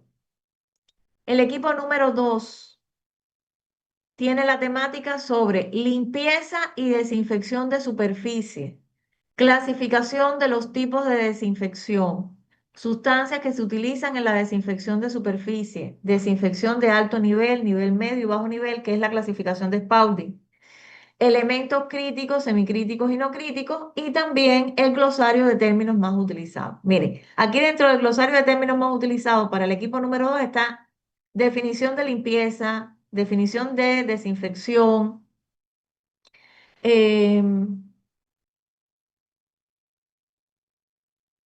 definición de elementos críticos, semicríticos y no críticos, áreas críticas, semicríticas y no críticas, también son términos que ustedes tienen que, y existen otros más. Bien, estos son los dos equipos que van a exponer el día lunes. El equipo 3 y 4. El equipo 3 tiene el tema de clasificación y manejo de los desechos hospitalarios en Ecuador. Fíjense que la plataforma el- la plataforma del Ministerio de Salud Pública tiene un curso sobre desechos hospitalarios.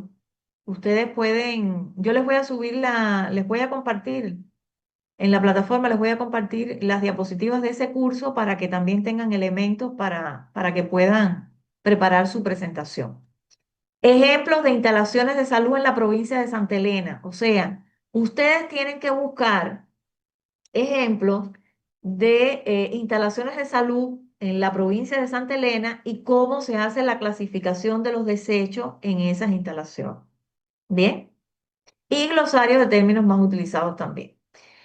Y el equipo número 4 tiene la temática sobre central de esterilización, definición, áreas que componen la central de esterilización, tipos de esterilización e importancia de la central de esterilización para las instituciones de salud y también glosarios de términos más utilizados.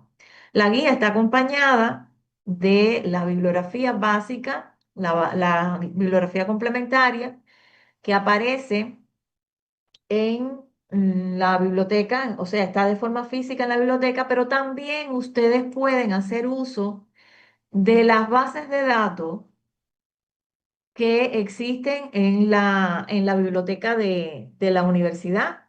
Esas bases de datos, está el libro, está Enferteca, que tiene mucha bibliografía también, lo que lastimosamente esa no se puede descargar, pero ustedes pueden hacer uso de ella, pueden entrar, ya aparecen, o sea, se registran y ya se crean un usuario y cada cierto tiempo o cada vez que ustedes necesiten pueden entrar, pueden, incluso esas bibliografías, pueden tenerlas ya guardadas ahí en esas plataformas para que puedan revisar. Y, y además aparece el registro de que usted está entrando, está haciendo uso de esas bases de datos, que es muy importante también para fomentar en ese indicador de bibliografía en la carrera. Bien, ¿hasta aquí alguna duda?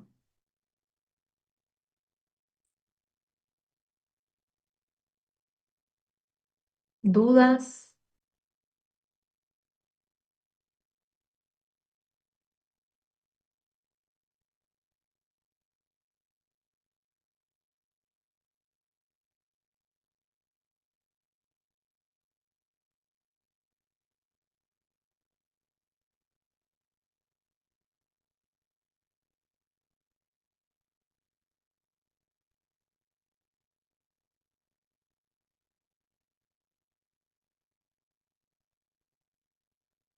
Ya está visible la actividad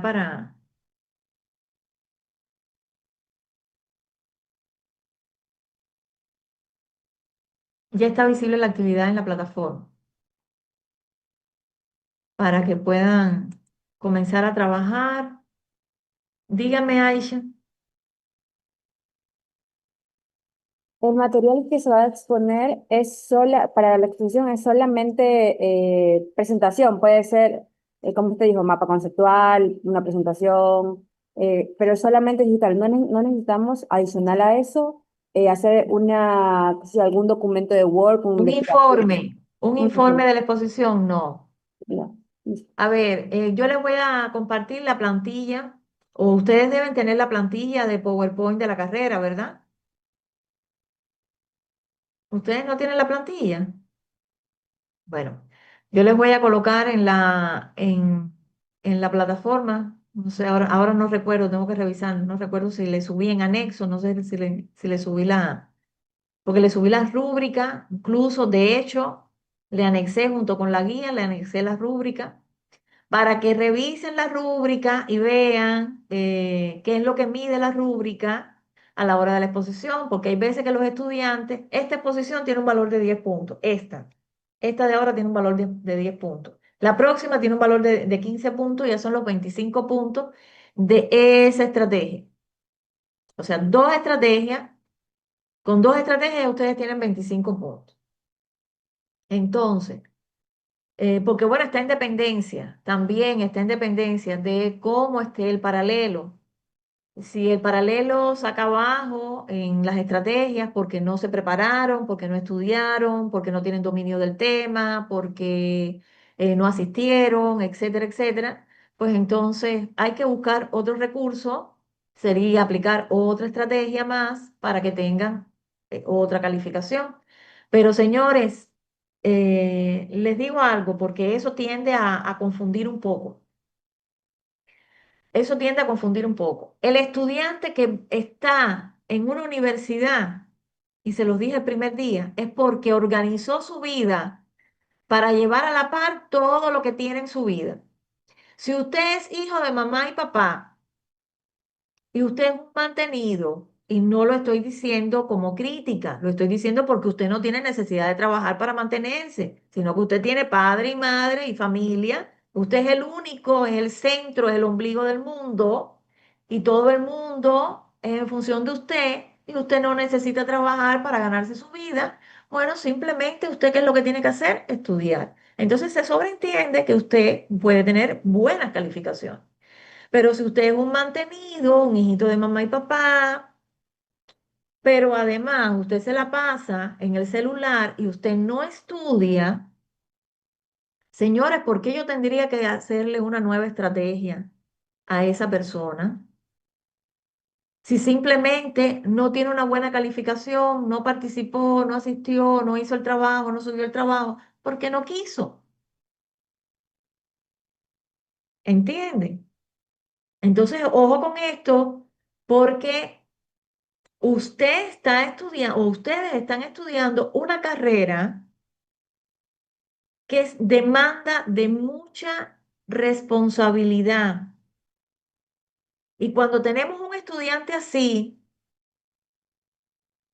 que no estudia, que siempre llega tarde o no va, que es el último en todo, dígame qué responsabilidad va a tener ese estudiante para trabajar con un paciente.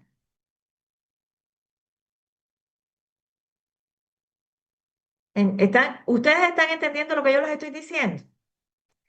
Entonces, en dependencia de cómo ustedes se comporten y en dependencia de cómo ustedes, no tanto cómo se comporten, sino cómo ustedes tomen la asignatura y tomen, ahí sí les estoy diciendo, tomen de con qué responsabilidad ustedes cumplan con la asignatura, serán sus calificaciones. Y será, por supuesto, mi accionar. Porque ya lo tuve de experiencia este semestre que pasó. Los chicos que están ahora en el 4.1, que están ahora en el 4.2 y los que están repitiendo enfermería básica en otro semestre, porque bueno, por supuesto, en otro paralelo, porque no me lo ponen a mí, ¿ya? Porque la lógica indica que si reprobó conmigo, pues entonces tiene que ver la asignatura con otro docente para ver si no reprueba con otro docente, pero ya eso depende de la responsabilidad de cada estudiante. Si usted, desde el primer día, usted hace caso omiso a lo que yo les estoy diciendo, usted al final lo voy a ver llorando delante de mí, indicándome a mí cómo yo tengo que dar la asignatura o qué es lo que yo tengo que hacer para aprobarlo a él. Y eso, señores, yo les voy a decir una cosa. Yo no transo con eso. Un punto, un punto Le falta, vamos a poner un ejemplo hipotético, no conozco a nadie. Carlos Tigrero, no sé, es el primero que me sale ahí. Carlos, llega temprano, asiste a todo, cumple con todo. Pero bueno, Carlos es un poco miedoso, es un poco introvertido, le cuesta un poquito más de trabajo en la práctica porque todos no tienen las mismas habilidades y destrezas. Pero Carlos, yo lo considero que es un buen estudiante. Un buen estudiante no es sinónimo de que sea una lumbrera. Tú puedes ser el más desorganizado, pero eres inteligente. Puedes ser muy organizado, pero te faltan habilidades. Bueno, Carlos puede ser que le falte un punto para aprobar con 70 enfermería básica, que tampoco es lo ideal, porque 70 no es la mejor calificación y se lo dije el primer día. Bueno, yo a Carlos le doy ese punto. Ese punto es criterio del docente. Pero voy a poner el ejemplo con Douglas, que es el presidente paralelo, que tampoco lo conozco, pero voy a poner el ejemplo con él, porque también lo tengo acá adelante. Douglas no va, y si va, es molestando todo el tiempo. No sube las actividades a la plataforma, o si las sube a destiempo. Eh, en fin. Y a Douglas le faltan 2 puntos para aprobar con 70. Douglas repite el semestre, ¿ya? Y no es que el docente me tiene manía, y no es que la licenciada es una grosera y que tiene mal genio y que nos maltrata. Bien, no. Es que Douglas, te pasaste el semestre completo mortificando para no utilizar la palabra que lleva. ¿Cómo yo le voy a regalar 2 puntos a Douglas? ¿Cuál es el criterio mío con respecto a Douglas? No tiene esos 2 puntos. No lo tiene, señores. ¿Están entendiendo eso? Porque lastimosamente en algunos de los paralelos de tercer semestre tiene que haber un estudiante que está viendo enfermería básica por tercera vez. Reprobó conmigo la primera vez, me lo pusieron de nuevo el semestre pasado. Reprobó de nuevo enfermería básica y debe estar viendo enfermería básica por tercera vez. Pero señores, ¿qué hizo en todo el semestre? Y usted no puede pasar de semestre sin que usted no domine la asignatura, porque usted es un peligro potencial con un paciente real. Usted lo mata y no lo paga, porque usted no sabe. Entonces, ¿qué es lo que sucede después cuando están haciendo el internado rotativo? Cuando tienen esas situaciones que se llaman mala praxis, cuando usted no sabe canalizar una vía, cuando usted no sabe cambiar un suero, cuando usted no sabe colocar un catéter urinario. La pregunta es, ¿de qué universidad tú eres? ¿Quién te dio enfermería? No, no es de qué universidad eres y quién te dio enfermería, es que yo me responsabilizo, yo como estudiante me responsabilizo. Y si usted no es responsable, señor, cuando ponga su cabeza en la almohada, piense bien si es enfermería. Porque no podemos tener, yo soy del criterio, 450 estudiantes en un semestre, cuando de esos 450, 100 les interesa la carrera, 100, y los otros 350 vienen a qué? A perder el tiempo y a hacerse, no, no es que vengan a perder el tiempo, es que se lo vienen a hacer perder a uno. Porque cuando tenemos en un paralelo un grupo de estudiantes que no permiten que se pueda dar una clase de forma correcta, usted está impidiendo que el docente pueda avanzar y que sus compañeros también puedan aprender. Entonces, llámese la reflexión cuando pongan su cabecita en la almohada, porque realmente Así no se puede avanzar.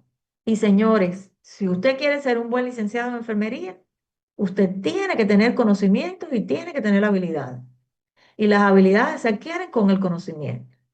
Y usted tiene que saber leer, y usted tiene que saber expresarse, y usted tiene que saber escribir. ¿Entendieron? Aparte de que tienen que saber bailar y tienen que saber hacer todos esos pasos prohibidos que hoy se deleitaron haciéndolo. Pero si usted es enfermero, usted tiene que dar una imagen como profesional de enfermería. No estamos en un baile en el tubo. ¿Bien? ¿Estamos hasta ahí? ¿Alguna duda que tengan? ¿Duda? Omar, no es contigo. Tú sacaste la cara por el paralelo. Bien, ¿alguna duda que tengan, chicos? ¿No hay duda? Bueno, si no hay dudas, nos vemos mañana, ¿verdad? Mañana 1:30 nos vemos en el laboratorio. Nos vamos en el laboratorio para... recuerden que tienen que llevar el mandil. No tienen que llevar nada, no tienen que llevar nada porque no van a hacer ninguna práctica todavía. Las prácticas serían la semana próxima. Pero sí tienen que llevar el mandil porque para entrar al laboratorio hay que entrar con el mandil. O sea, es lo que está estipulado, lo que está normado, pero no vamos a estar haciendo práctica, vamos a estar solamente en la parte de la teoría, pero igual asiste algún docente, dirección de carrera, etcétera, y entonces no tenemos por qué que me llame la atención a mí, que ya estoy bastante grandecita para que me llame la atención por algo que sé perfectamente que tiene que ser así. Bien. Entonces, bueno, si no hay ninguna duda, ha sido un gusto haberlos visto nuevamente, aunque sea por esta vía. Les agradezco nuevamente la disciplina y el hecho de que más del 80% tenga la cámara prendida. Eso es importante. Eh, y bueno, nos vemos el día de mañana. Douglas, por favor, el documento de socialización del sílabo, que ya estás atrasado con eso. Sí, ya Revisen está, todo. no se ¿Sí? preocupe. Esta noche. No, me lo envían mañana. Ok, ok. ¿Ya? Me lo envías mañana. Y otra cosa que les iba a decir. Ya, revisen los grupos en la plataforma para... No hay ningún estudiante que se haya incorporado, no hay ningún estudiante que se haya salido del paralelo y haya matriculado en otro, porque en el 3.1 todavía hay gente que se está matriculando. ¿Ya? Bueno, excelente noche para todos y mañana nos vemos. ¿Bien?